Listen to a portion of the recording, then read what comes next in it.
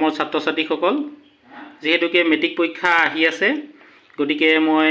অপনয়নৰ এটা প্ৰশ্ন কৰি দেখুৱাব ওলাইছো x + y = 5 আৰু 2x - 3y = 4 ইয়াৰ x আৰু y মানটো উলিয়াব লাগে ইয়াত এইটো যেটো আমি সমীকৰণ দেখা পাইছো এটোক আমি a বুলি 1 বুলি ধৰিছো আৰু এইটো যেটো আছিল হেতু আমি সমীকৰণ 2 বুলি ধৰিছো এতিয়া আমি অপনয়ন পদ্ধতি ব্যৱহাৰ কৰি অংকটো কৰিম গতিকে আমি লিখিছো অপনয়ন পদ্ধতি ব্যৱহাৰ কৰি পাও সমীকৰণ যেটো 1 আছিল তাক আমি এটা লক্ষ্য কৰিব লাগিব x ৰ লগত কি আছে একো নাই গতিকে তাত আমি ভাবি ধৰি লব লাগিব তাত 1 এটা আছে যেহেতু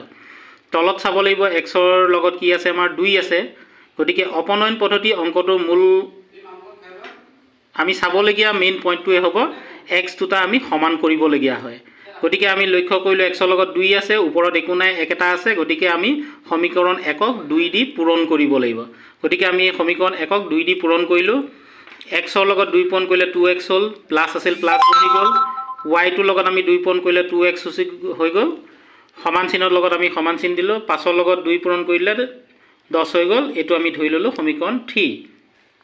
এতিয়া সমীকৰণ 2 টো আছিল হেতু যেহেতু আমাৰ 2 আছে গতিকে তাত আমি 1 পূৰণ কৰি দিলেই হ'ব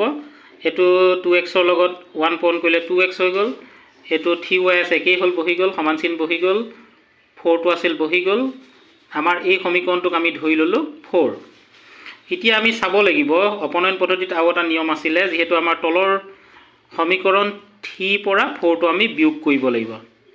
যাৰ কাৰণে আমাৰ তলৰ চিন কিটা উল্টা হৈ যাব এটো একো নাই মানে প্লাস আছিল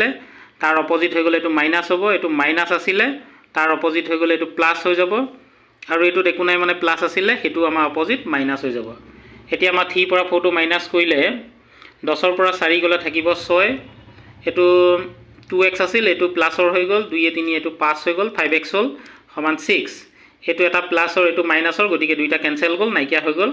এটো 5x 5y আছিল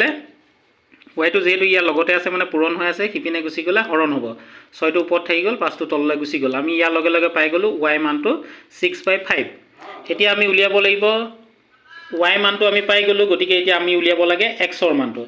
x ৰ মানটো উলিয়াব হলে আমি সমীকৰণ 1ত গুছি যাব লাগিব সমীকৰণ 1ত y মান পাতি পাও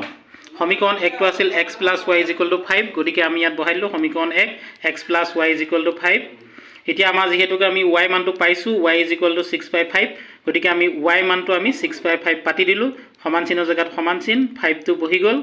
এতিয়া আমাৰ এটো আমাৰ 6/5 টো প্লাসৰ আছিল